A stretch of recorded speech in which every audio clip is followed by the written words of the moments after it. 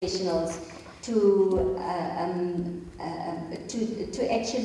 advocate for universal values of rights, of values of equity and social justice, and of course make sure that public health, which always tends to be neglected, no matter in which country context you are, that public health is given due prominence.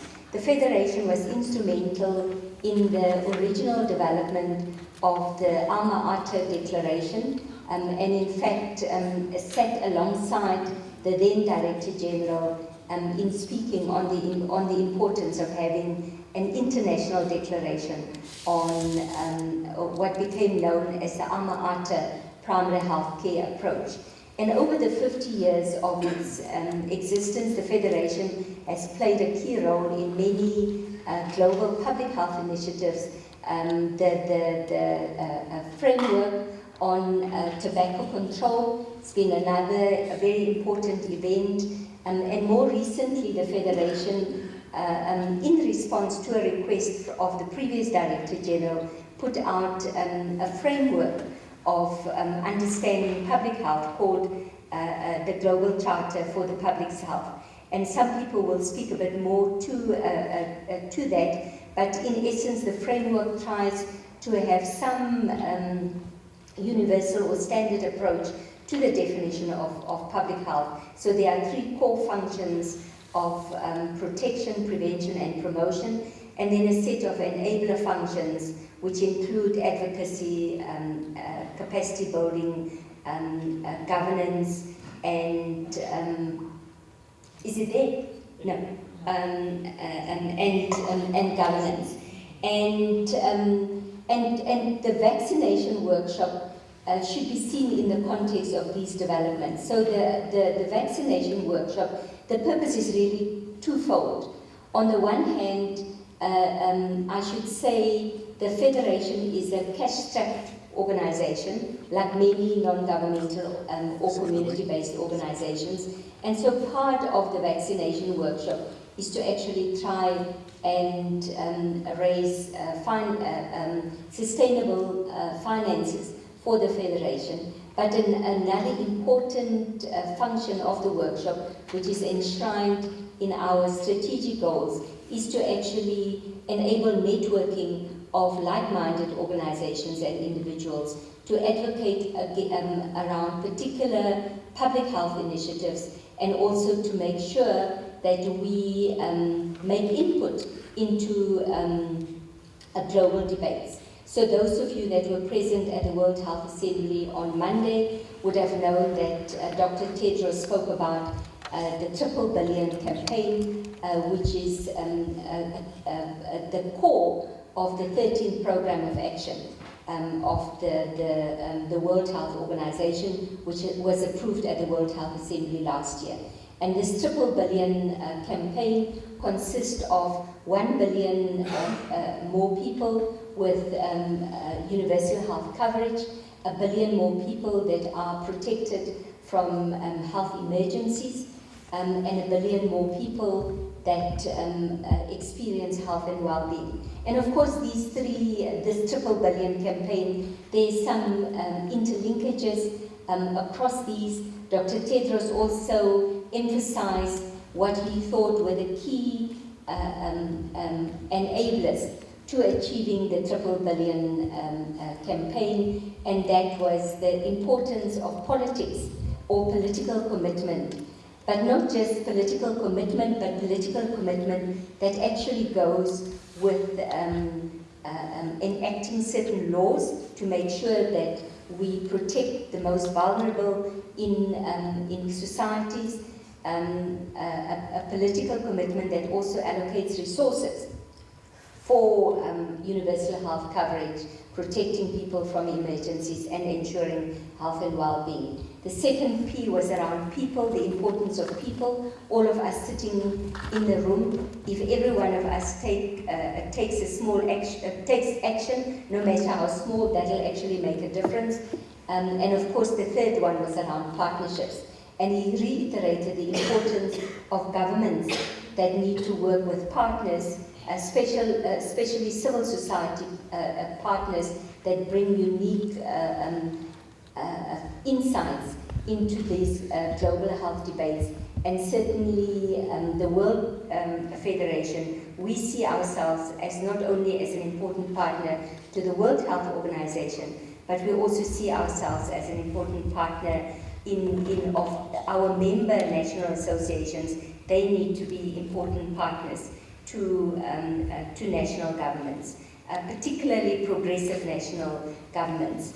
Colleagues, my wish for today's workshop is that we have robust debates, that we interact with one another, that we learn from one another, but importantly, that when we go back to our respective organizations or our respective countries, that we actually take action, that it doesn't just stop in this hall, but that we really committed to making a difference. The focus of today's workshop is on vaccination, which many speakers will illustrate to you the challenges, both the progress that we've made as a global community, but also the ongoing challenges that we face, new challenges that we face, and how we're going to address that. And so I would urge all of us to actually listen not only as to how we can share the knowledge with one another, but also how we can actually take action in our own small way to make a difference to the health of,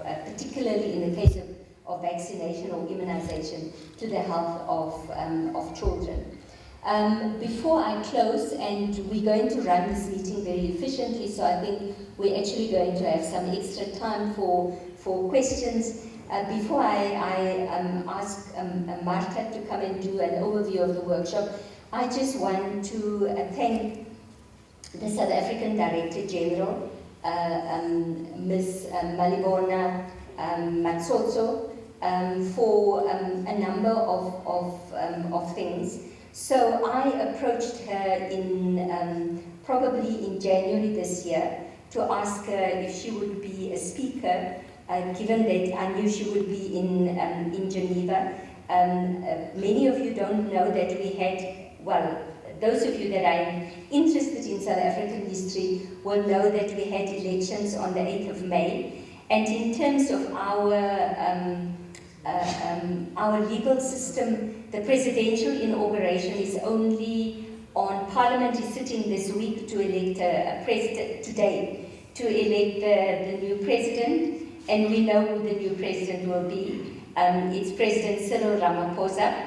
And on Saturday, it's the inauguration of the president, and it also coincides with Africa Day. The 25th of May is historically, that was the day that the Organization of African Union was the Organization of African Unity was established many years ago. And of course, the Organization of African Unity has now become the African Union. And so that's the day when we celebrate Africa Day. And so our presidential inauguration this year will be on the same day as Africa Day. And so in terms of our law, the ministers basically cease to become cabinet ministers, and the officials, such as the Director General. So she's doubling up both as Minister and as Director General, because we don't have a minister appointed. The next minister will only be announced on Monday, probably Sunday or Monday. And so, so this is a very unique meeting in that we're having a minister and a Director General in one person. But I want to say thank you to DG Matsotso for a number of things. So firstly, she agreed to come and speak, and obviously at a time when she's already here in Geneva. But she also played a big role in actually making sure that we have additional resources for this workshop. So when it was difficult for Marta to get a speaker from UNICEF, she actually facilitated at very short notice Dr. Svetlana, who's going to speak later on from UNICEF, who's going to present the picture of the global vaccination map and the global situation later on this morning. And it's really through her networking that we've enabled I was able to write to Dr. Nandi, who is the chief of immunization at UNICEF based in New York, and he in turn facilitated the colleague from Geneva to be able to speak here later this morning. The second thing was also that she facilitated, she literally instructed the strategic director of a South African pharmaceutical company that produces generics, Aspen Pharmacare, to donate money to the Federation with no strings attached. So we'll get about $7,000 US from later this year, probably in July. And then in response to that challenge, I took money from my own research budget and facilitated the attendance of Dr. Nieto from Colombia, as well as Dr. Amofa from Ghana. Unfortunately, he didn't get a visa for longer than 4 days, but he was here for all the Federation meetings, for the two of them to come to Geneva. So all in all, South Africans have contributed in the region, both in kind and in real money, in the region of about $20,000 US to this workshop and to the initiatives of the Federation. So I just want us to say thank you to DG Matsotso, as well as to the South Africans in general. I think she deserves a round of applause, so I just want to say thank you. I will, maybe because we have a bit of time, and maybe I can introduce her now, and then after your input, Marta, we're going to go straight into the program. Oh no, let me maybe introduce her a bit later, so that you just give an overview of what it is. So please, Marta, if you can give us an overview of the workshop. Dear colleagues, it's my pleasure to briefly introduce you to this workshop.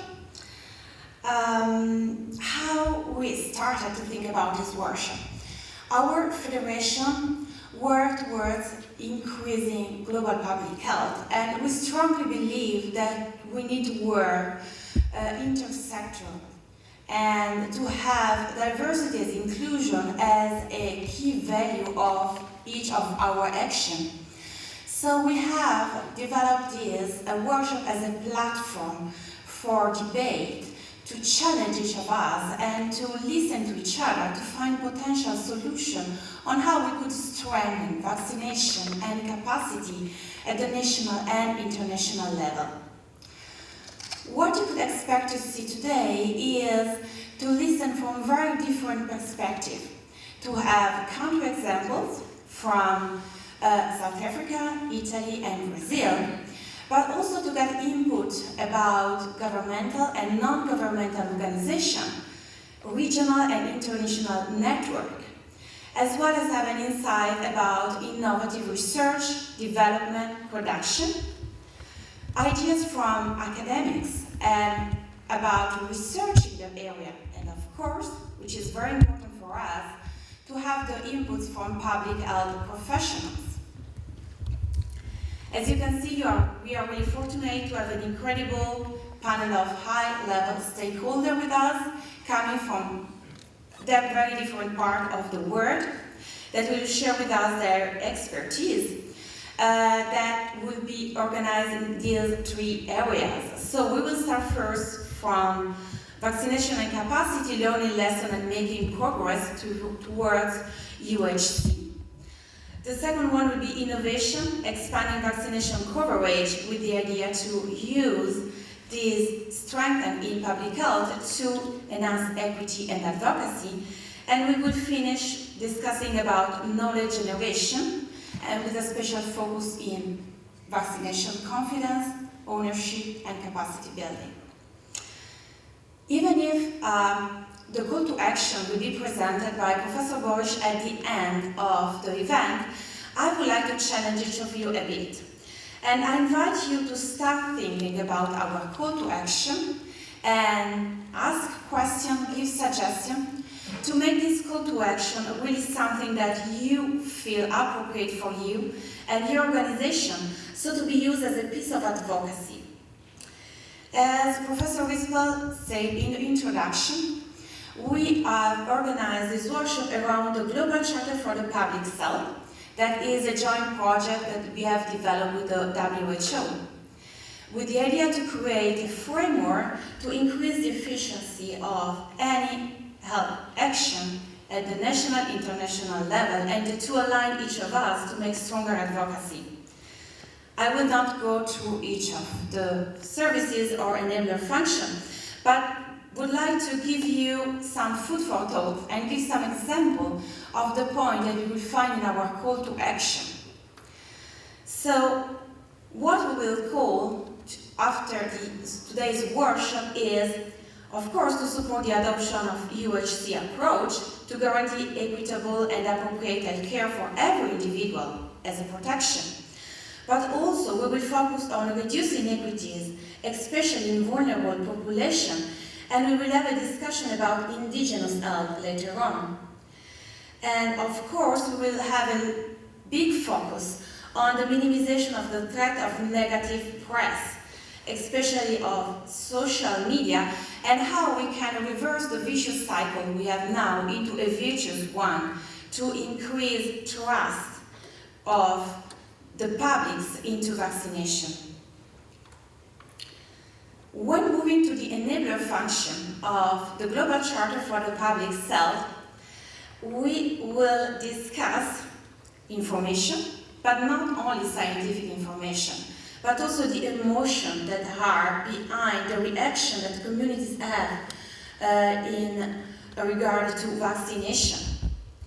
And this is really needed to empower first the health professionals that have an important and key role in guaranteeing effective immunization, and afterwards community and parents.